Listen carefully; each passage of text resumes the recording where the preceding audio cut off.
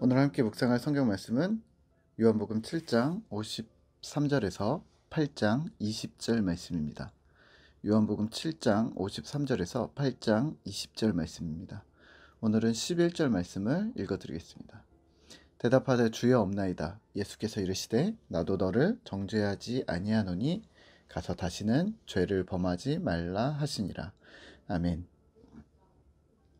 오늘 함께 생각할 주제는 다시는 죄를 범치 말라, 정죄에 대해서입니다.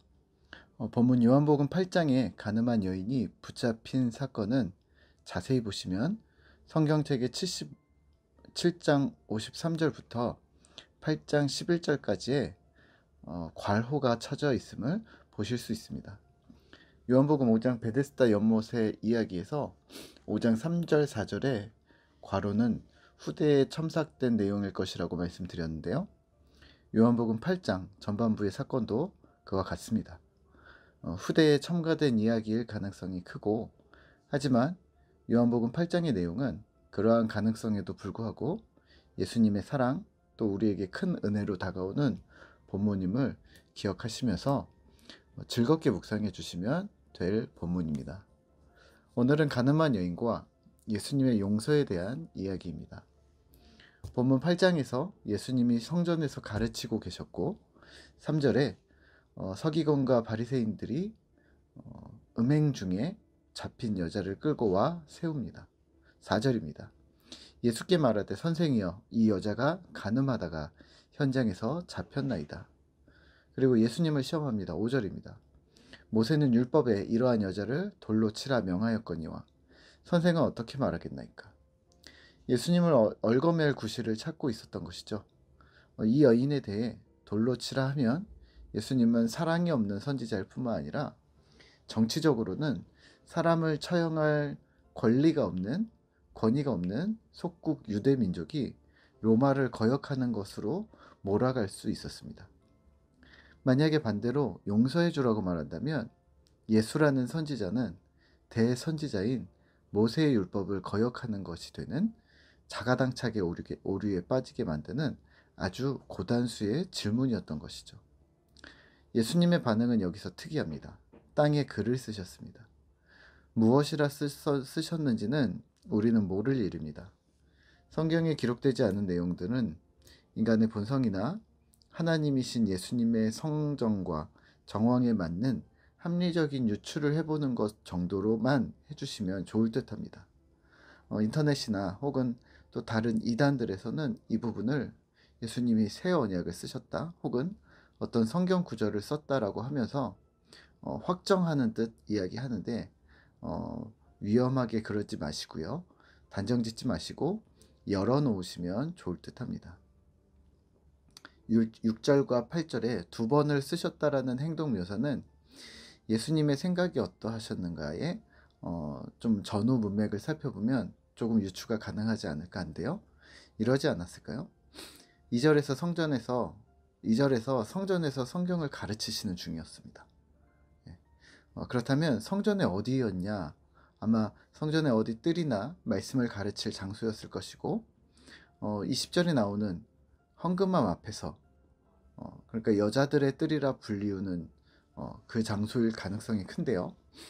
성전 내부인지 외부인지 아마도 내부이지 않을까라고 이야기를 하는데 성전의 여러 경계들 중에 하나였을 것이다 라고 생각하고 있습니다. 그러니까 이방인의 뜰 앞쪽에, 그러니까 안쪽에 그림을 첨부하는데요. 그렇게 되지 않았을까 합니다. 그리고 거기서 어떤 글씨를 썼는가 보다는 예수님의 질문에 대한 반응, 또 예수님이 상황에 대한 반응이라고 이해하시면 어떨까요? 6절입니다. 예수님을 시험하는 상황에서 땅에 글을 쓰십니다. 8절입니다. 죄 없는 자가 먼저 돌로 치라 말씀하시고서 땅에 글을 쓰십니다.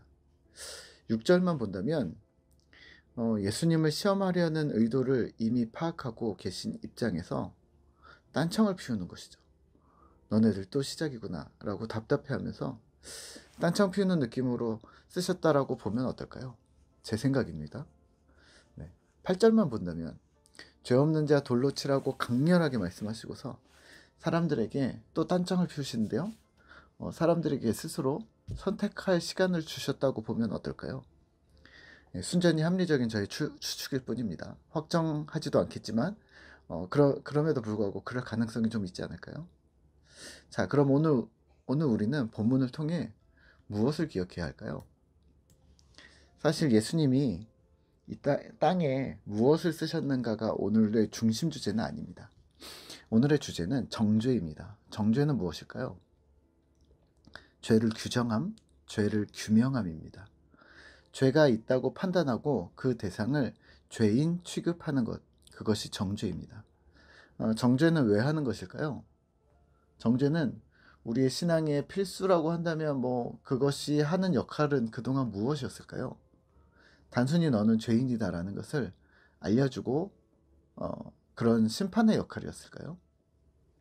우리가 무언가 잘못한 사람들에게 장난처럼 쓰는 말인데요. 한 번쯤은 들어보셨을 말입니다. 너 죄 지으면 감옥 간다? 네, 감옥, 형무소라는 말을 썼습니다. 죄인을 가둬두는 곳 혹은 죄를 지은 사람이 형을 집행받는 장소라는 말인데요. 요즘에는 감옥이나 형무소라는 말을 안 씁니다. 교도소 혹은 교정시설이라고 부릅니다. 이 말은 죄 지은 사람을 가둬놓거나 사회와 격리시켜 놓는 것을 넘어서서 그 사람을 교화시키고 바른 길로 인도하는 장소라는 뜻이 첨가되어진 것이죠.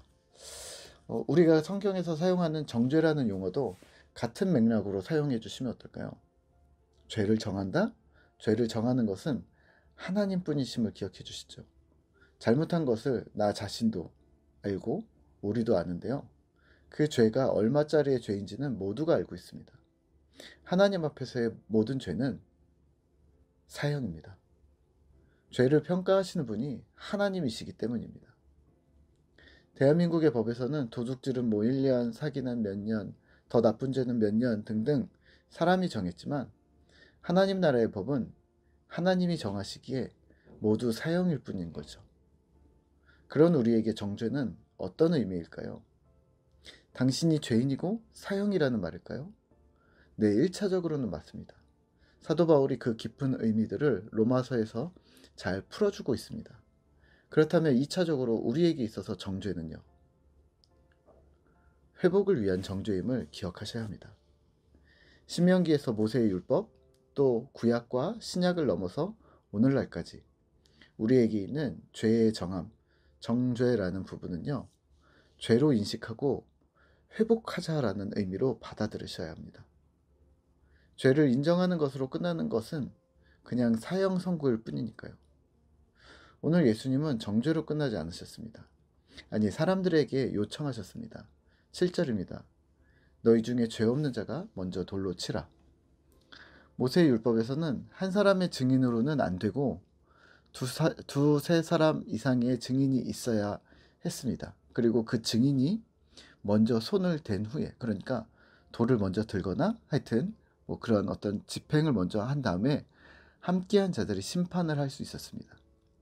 그러니까 증인이 먼저 그 죄값을 정죄하고 책임을 짐으로써 심판의 시작이었던 것이죠.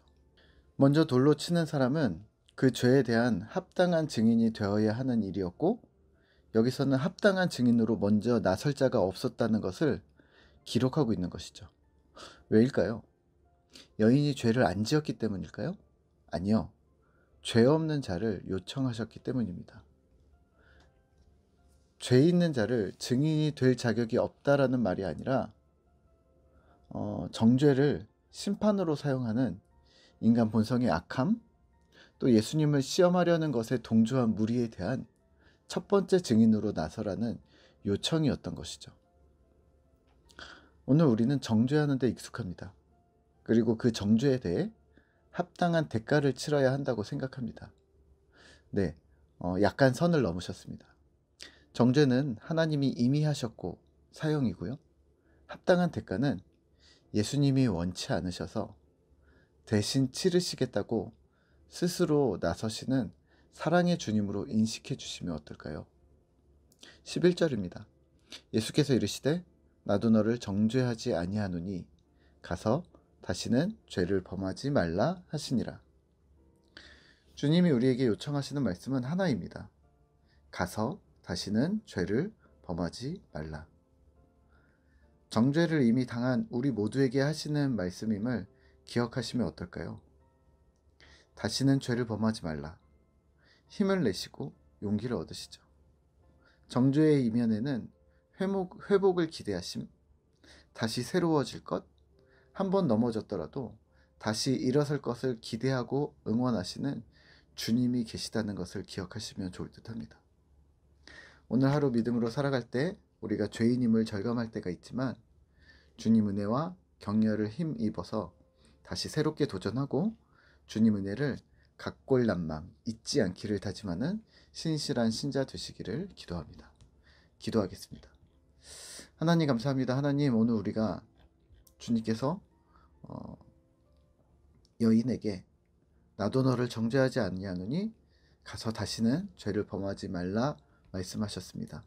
하나님, 주님 앞에서는 우리 인간 모두가 사형일 뿐임을 우리가 다시 한번 기억합니다. 하지만 주님께서는 우리를 사랑하시고 주님께서도 우리를 정죄하지 않겠다고 말씀하시며 우리에게 한 번 더 기회를 주신 것 같은 그러한 느낌을 받습니다. 하나님, 오늘 하루도 우리가 죄와 싸우되 피 흘리기까지 싸우지 아니하였지만 하나님, 그 정도로 하나님 앞에서 굳은 결심으로 죄와 싸워내는 주의 백성들이 되어지도록 주님 도와주시고, 하나님이 기뻐하시는 삶을 살기 위해 하나님 마음에 합한 자가 되기 위해서 고군분투 노력하는 주의 백성들 되어지도록, 신실한 주님의 사람들 되어지도록 주의 은혜를 더하여 주시옵소서.